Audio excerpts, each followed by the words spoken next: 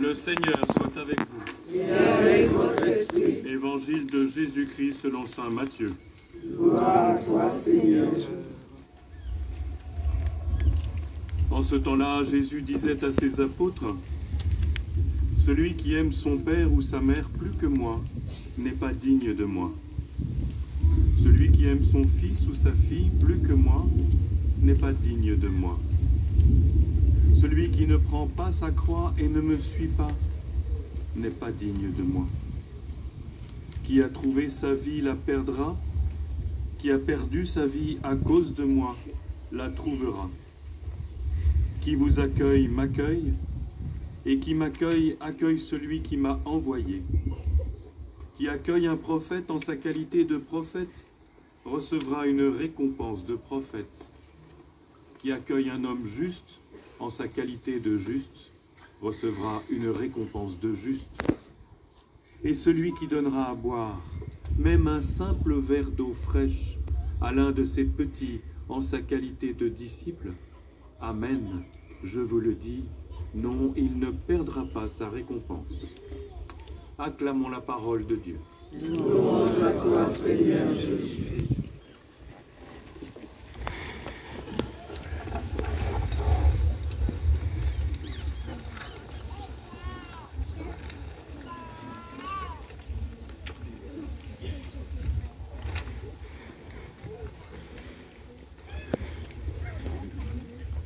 Alors le temps des vacances, le temps de l'été est aussi un temps où on peut vivre des choses différemment. Je pense qu'aujourd'hui c'est important, alors que dans cet évangile Jésus envoie les 12 apôtres, que nous nous sentions envoyés. Alors quand les 12 apôtres sont partis, eh bien la communauté était dispersée. Et c'est vrai que pendant l'été, notre communauté paroissiale, d'une certaine manière, est dispersée. Bien sûr, tout le monde ne s'en va pas, la vie continue à Bagneux, à Bourg-la-Reine. Mais c'est vrai, en juillet et août, nous sommes comme dispersés sur les routes de France, sur les routes d'Europe et sur les routes du monde. Eh bien, Jésus nous propose de faire de ce temps de dispersion un temps de rencontre, un temps de mission, tout simplement vers les personnes que je vais rencontrer. Alors il y a être envoyé, et puis il y a aussi l'inverse. On va aussi accueillir des gens qui vont venir vers nous. Et dans cet évangile, on en parle également. On pourrait dire que c'est un peu comme être des deux côtés de la porte. On peut être du côté de celui qui sonne, parce qu'il vient porter un message, et on peut être du côté de celui qui entend la sonnette et qui vient ouvrir au messager. Eh bien, frères et sœurs, il n'y a pas à choisir. Nous sommes des deux côtés. Tantôt c'est nous qui sonnons à la porte des autres, tantôt on sonne à notre porte. Alors, commençons par cet appel de Jésus à aller vers les autres. Alors, on pourrait dire, ça c'est d'abord les prêtres, c'est eux qui sont avec les évêques, les successeurs des apôtres. Mais nous l'avons entendu dans la deuxième lecture, par le baptême, nous sommes unis à Jésus. Nous sommes envoyés par Jésus. Donc, frères et sœurs, redisons toujours que chacun de nous est envoyé par Jésus vers les autres. Mais pour être vraiment envoyé de Jésus, le baptême ne suffit pas. Jésus ajoute 2 conditions. Alors, ces 2 conditions peuvent nous paraître rudes. La première condition, Jésus nous dit, celui qui aime son père et sa mère plus que moi n'est pas digne de moi. Celui qui aime son fils ou sa fille plus que moi n'est pas digne de moi. Ah, Jésus ne nous demande pas d'abandonner nos parents ou nos enfants, mais il nous demande simplement de réfléchir à cela, frères et sœurs. Nos parents nous ont donné la vie terrestre, c'est vrai. Mais Jésus, lui, nous a donné la vie nouvelle. Nos parents nous aiment, tant mieux. Mais Jésus nous aime bien davantage. Nos parents nous guident ou nous ont guidés. Mais Jésus le fait mieux encore. Nos parents, sans doute, seraient prêts à risquer leur vie pour leurs enfants. Mais lui, Jésus, a déjà donné toute sa vie sur la croix pour nous. Et donc, frères et sœurs, il s'agit simplement de reconnaître que la source de tout amour, ce ne sont ni nos parents ni nos enfants, c'est Jésus-Christ, envoyé de Dieu. Et donc, en mettant Jésus à la bonne place, c'est-à-dire à la première place, eh bien, nous allons apprendre à mieux aimer nos parents, nos enfants, nos proches et tous ceux que nous rencontrerons. Si tu fais de ton mari ou de ta femme ton Dieu ou ta déesse, Jésus n'est plus ton maître. Si tu fais de tes enfants ton Dieu ou ta déesse, tu n'es plus disciple de Jésus. C'est pour ça, frères et sœurs, que Jésus nous demande de bien veiller à le mettre, lui, à la première place pour qu'il soit la source de notre amour. Aimer Jésus plus que tout, voilà la première condition pour être vraiment apôtre.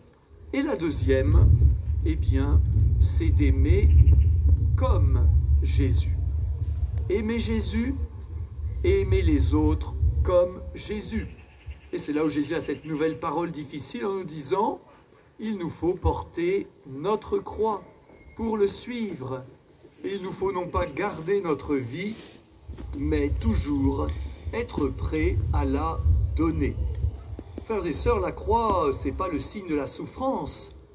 La croix pour nous chrétiens, c'est le signe de l'amour total, de l'amour jusqu'au bout, de l'amour jusqu'à donner sa vie. Celui qui veut garder sa vie pour son petit confort personnel l'a déjà perdu. Celui qui accepte de la donner jour après jour, comment? Eh bien, tout simplement en donnant du temps, en donnant de l'attention, en se souciant davantage des autres que de soi-même. Eh bien, entre dans ce mouvement de vie qui est la clé de la vie avec Jésus. Voilà, frères et sœurs, cet appel à être apôtre, cet appel à être envoyé, à la condition de nous mettre d'abord à l'écoute de Jésus et d'essayer, malgré notre faiblesse, d'aimer comme Jésus a aimé. Eh bien, nous sommes envoyés cet été. Ne refusons pas les belles rencontres qui vont avoir lieu, les occasions de témoigner de notre foi, les occasions de montrer de la bienveillance, les occasions de dire que nous sommes chrétiens. Alors ça, c'est pour celui qui sonne à la porte des autres. Mais nous sommes aussi celui qui peut entendre à sa propre porte sonner. Sonner parce que un envoyé de Dieu frappe à ma porte. Qui vous accueille, m'accueille, et accueille Dieu le Père qui m'a envoyé.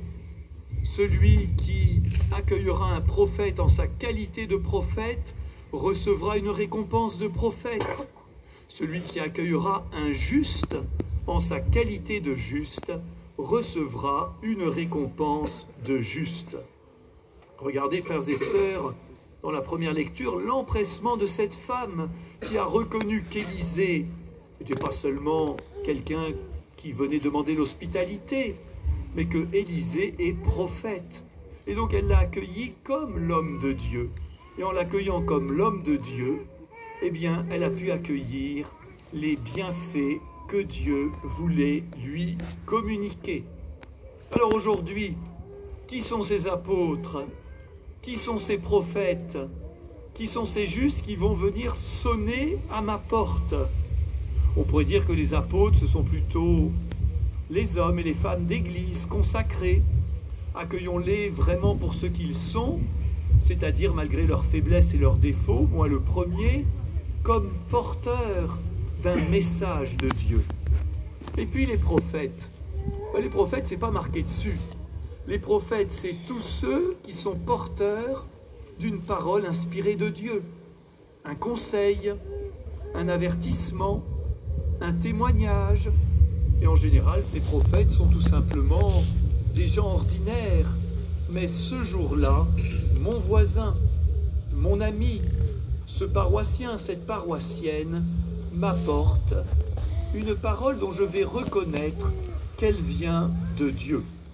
Alors je donne un petit exemple, parce que moi aussi ça m'arrive d'être rencontré par des prophètes.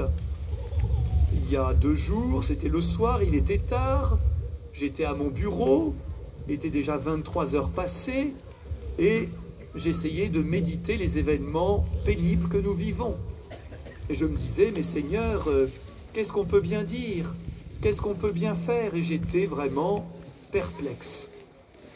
Et à 23h15, je reçois un SMS. C'est pas une heure pour recevoir un SMS. Je l'ouvre, et c'était quelqu'un qui me connaissait, qui m'envoyait le message d'un autre prêtre, qu'un prêtre avait transmis à ses paroissiens concernant ces événements et ces troubles que nous vivons. Et ces paroles, ce message a été pour moi très éclairant. Et je me suis dit, ben voyez, cet homme qui a transmis ce message, il a été prophète pour moi, peut-être sans le savoir. Et j'ai reconnu dans ce message non pas une heureuse coïncidence, mais un signe de la providence de Dieu qui envoie au bon moment à chacun d'entre nous la parole, le message, le conseil, l'avertissement, l'encouragement que Dieu voulait nous transmettre par quelqu'un proche de nous. Voilà ce qu'est un prophète. Voilà ce que veut dire accueillir un prophète en sa qualité de prophète. C'est reconnaître que la parole et le message vient de Dieu. Alors, et les justes? Qui sont ces justes? J'ai envie de dire, les justes, c'est ceux qui agissent de manière juste. Et ils ne sont pas forcément de notre religion. Ils peuvent être de toutes les religions, ou ne pas avoir de religion. Mais dans leur cœur, ils agissent selon la volonté de Dieu. Et si je reconnais dans leur acte une présence de Dieu qui a su aspirer à cet homme et à cette femme la juste attitude, le geste de charité qui convient, eh bien que j'accueille ce juste en sa qualité de juste, car peut-être qu'à travers lui, qu'à travers elle, Dieu me donne tout simplement un exemple.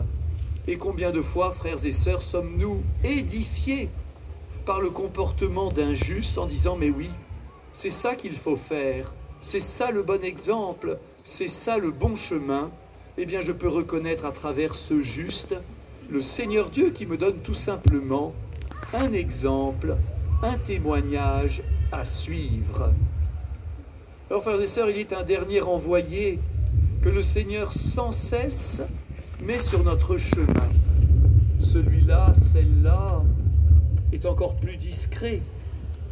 On en parle tout à la fin de l'Évangile. Jésus dit, et ce petit, cet humble, ce frère, ce sœur, que vous accueillerez en qualité de disciples et à qui vous donnerez un verre d'eau fraîche, cela ne sera pas oublié de Dieu. Le dernier envoyé de Dieu, peut-être le plus important, c'est celui qui vient demander notre aide, c'est celui qui vient demander un verre d'eau fraîche, c'est celui qui vient demander une parole d'encouragement, c'est celui tout simplement qui se présente à nous pour que nous puissions lui offrir au nom de Dieu ce verre d'eau fraîche qui ne sera pas oublié. Voilà, frères et sœurs, nous voici envoyés en ce temps d'été, tout simplement dans nos quartiers, dans les endroits où nous vivrons un moment de détente. Mais nous sommes aussi ceux à qui Dieu envoie apôtres, prophètes, justes, et aussi ces petits qui demandent simplement un moment d'attention et de notre bienveillance. Bienveillance. Je termine par ce mot. Bienveillance vers les autres. Bienveillance des autres pour moi. Bienveillance, ça veut dire veiller bien sur les autres. En ce temps troublé, nous ne savons trop comment réagir face à ces troubles, face à ces désordres. Il me semble que le Seigneur nous demande d'être des veilleurs, des bienveilleurs, c'est-à-dire des gens qui, sans naïveté, mais non plus sans rigidité, regardent ce monde en souffrance avec un désir d'y apporter la paix et l'espérance de Dieu, avec le désir de veiller en particulier sur des jeunes en déshérence, sur des jeunes mal conseillés, sur des jeunes mal entraînés, et puis de veiller les uns sur les autres parce que nous sommes troublés et perturbés pour nous apporter les uns les autres un message, un geste de confiance d'espérance, de paix. Oui, frères et sœurs, le Seigneur nous envoie. Veillez les uns sur les autres. Amen.